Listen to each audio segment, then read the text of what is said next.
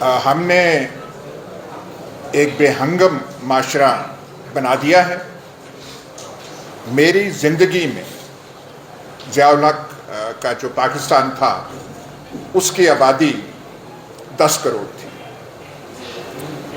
ہماری زندگیوں میں وہ 10 کروڑ 24 کروڑ بن چکی ہے. یہ درست ہے کہ آج ہم بات کرتے ہیں فوج کی ادارہ داری کی، یہ ہے، اور ہم اسے کہتے ہیں یہ ارتقا ہوا ہے. لیکن وہ جو پرانے زمانے تھے تب بھی اپریٹس، آپ چاہے فوج کا کہیں چاہے ریاست کا کہیں، موجود تھا، لیکن اتنا پھیلا ہوا نہیں تھا جو آج ہو چکا ہے. یہ کبھی نہیں ہوتا تھا سیکٹر کمانڈر فلانا اور ہر ضلعوں میں ایک اپریٹس ہے. ہمارے زمانے میں، ایوب خان کے زمانے میں، پوری چکوال تحصیل میں اسپیشل برانچ کا ایک سب انسپیکٹر ہوا کرتا تھا. تمام رپورٹنگ پوری تحصیل کی، اور تب سیاست بھی بڑی ہلچل تھی. فاطمہ جناح صاحبہ کی پریزیڈنشل کیمپین بھی تھی، لیکن وہ ایک آدمی رپورٹ کرتا تھا. آج آپ تحصیلوں اور ضلعوں میں جائیں، لاہور اسلام آباد کو چھوڑیں، تہہ در تہہ سیکیورٹی سرویلنس، سیکیورٹی مانیٹرنگ اور رپورٹنگ کا سلسلہ بن چکا ہے. جہاں پہ اتنی امبیلنس ہو جائے، معاشرہ جو ہے اس کا ارتقا ایسے ہو کہ ایک ستون یہاں تک پہنچ جائے، باقی یہ ہوں، تو پھر آپ کے الیکشنز انجینئرڈ ہوں گے، ان میں انٹرفیئرنس ہوگی، کینڈیڈیٹس وہیں سلیکٹ کیے جائیں گے، اور سیاسی پارٹیز کو پذیرائی وہیں سے ملے گی جب تک یہ امبیلنسز آپ کے معاشرے میں رہیں گے. وہ جو 2018 کی انہوں نے ذکر کی الیکشن، ہم نے بھی دیکھا کیسے کینڈیڈیٹس آتے تھے، کیسے جاتے تھے، پر یہی ہوتا رہا ہے.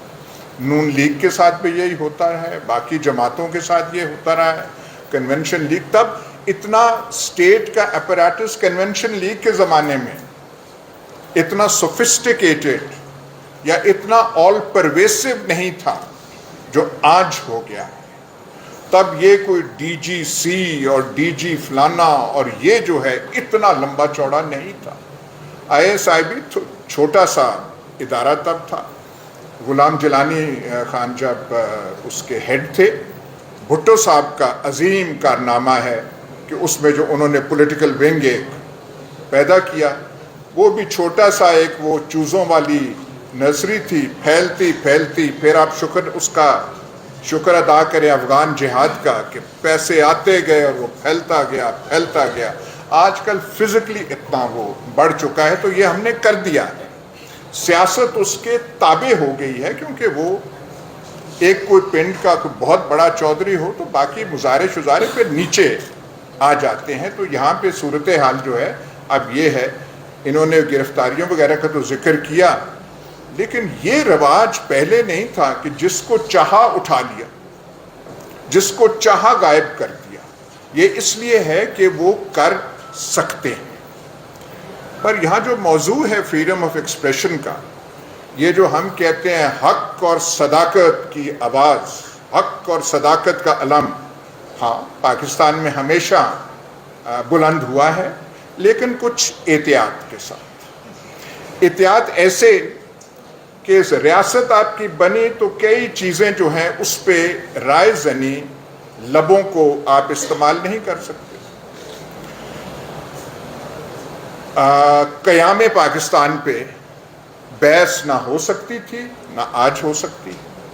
جو ہمارے اکابرین ملت تھے ان کے بارے میں آپ تنقیدی جائزہ کرنے کی کوشش کریں تو اس کی اجازت نہ تھی، نہ آج ہے. آپ کھولیں تو لوگ کہیں گے اور بھائی اس کو یہ موضوع نہ چھیڑیں، اس پہ ایک اتفاق رائے ہے، اس اتفاق رائے کو نہ آپ کریں.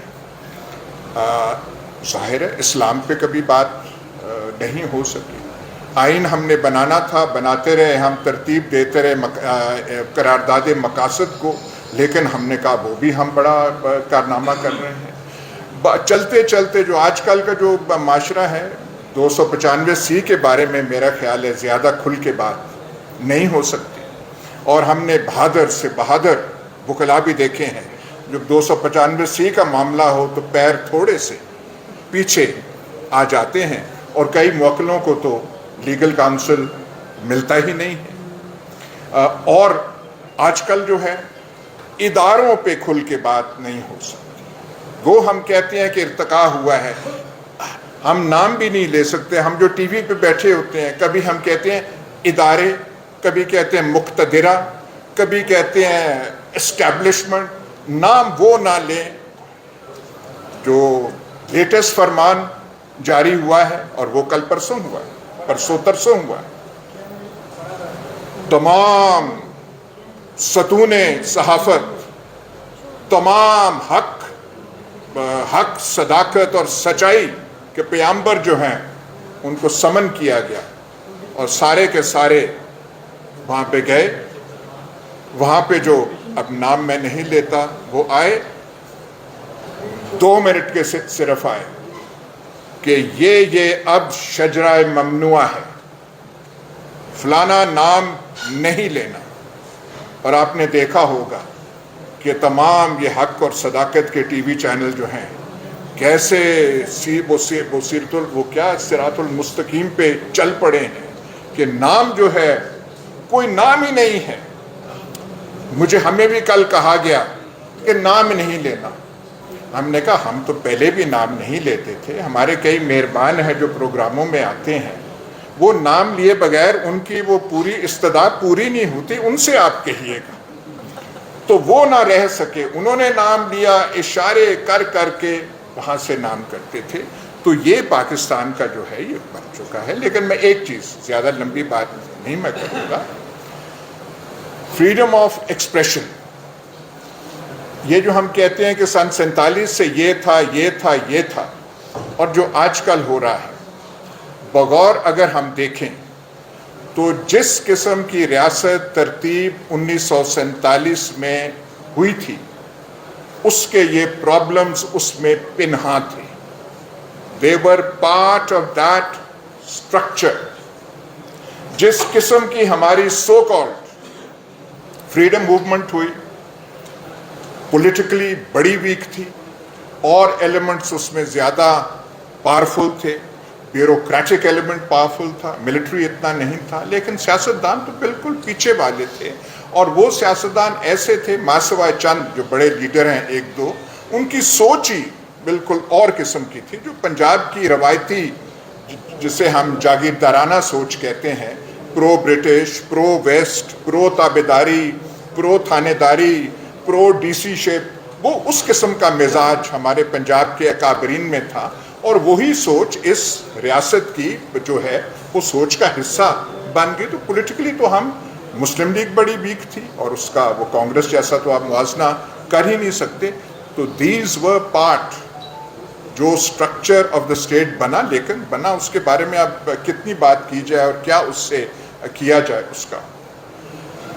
لیکن میں ایک سوال پوچھوں گا کہ فریڈم آف ایکسپریشن جو ہم کہتے ہیں، چائنا میں زیادہ فریڈم آف ایکسپریشن ہے یا پاکستان میں؟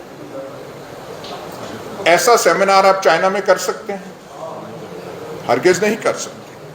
پر وہاں پہ ایک کلیرٹی ہے، وہاں پہ کلیرٹی ہے کہ گائیڈنگ رول معاشرے میں چائنیز کمیونسٹ پارٹی کا ہے، وہ برملا کہتے ہیں. اور جو اس سوسائٹی کو گائیڈ کرنا ہے، بتانا ہے کہ اس کے ترجیحات کیا ہے، وہ چائنیز کمیونسٹ پارٹی نے کرنا ہے. انڈیویجول خیالات، انڈیویجول ول اور ڈیزائرز کی کوئی اہمیت نہیں. جو چائنیز کمیونسٹ پارٹی کے کلیکٹیو آئیڈیالوجی ہے، every one must submit to it, یہ کلیرٹی ہے. بھائی یہاں پہ کون سی چائنیز کمیونسٹ پارٹی ہے؟ اٹھا لیں، ڈالوں کا راج اور زیادہ عام کر دیں، باقی جو چیزیں ہو رہی ہیں بالکل کریں. پر یہاں پہ لیڈنگ رول کس کا ہے؟ کس کو آپ ماؤ زے تونگ مانیں گے کہ ہاں یہ ماؤ زے تونگ ہے، اس کے لیے سب کچھ جو ہو رہا ہے جائز ہے؟ معاشرہ جو ہے آج کا نہیں 50 سال اور مزید قربانیاں دے گا. اگر آپ کہیں کہ جی ہاں میں ویسے نام ایٹ رینڈم لے رہا ہوں کہ جنرل قمر جاوید باجوہ ہمارا ماؤ زے تونگ ہے اور اس کی ہے، تو یہ تو بات چلنے والی نہیں. تو پاکستان کا یہ پرابلم ہے. آپ یہ زور زبر ایسے کرتے ہیں، کوئی بتائیں تو صحیح، آج تو بتائیں 75 سال کے بعد، اور ہمارا جو 75 سالہ زندگی ہے چائنا سے زیادہ ہے، وہ تو 49 سے تھے، ہم 47 سے ہیں، کہ یہاں پہ کیا کرنا ہے، یہاں پہ کون سی ترجیحات ریاست کی ہونی ہے، لیڈنگ رول کس کی ہے، وہ جو ہے یہاں پہ بالکل بلینک اور والیوم ہے، جو آتا ہے وہ اپنی مرضی کرتا ہے، اور جس قسم کا ہم نے معاشرہ بنا لیا ہے جس میں اونچ نیچ کے اتنے ہیں، ہر شہر جو ہے 2 حصوں میں بٹا ہوا ہے، ایک وہ جو سوکھے علاقے ہیں، ایک جو ہیں بیچارے جو قدیم علاقے ہیں، پرانے علاقے ہیں، اس میں پھر جتنی فریڈم آف ایکسپریشن ہے میں کہوں گا کہ کافی ہے۔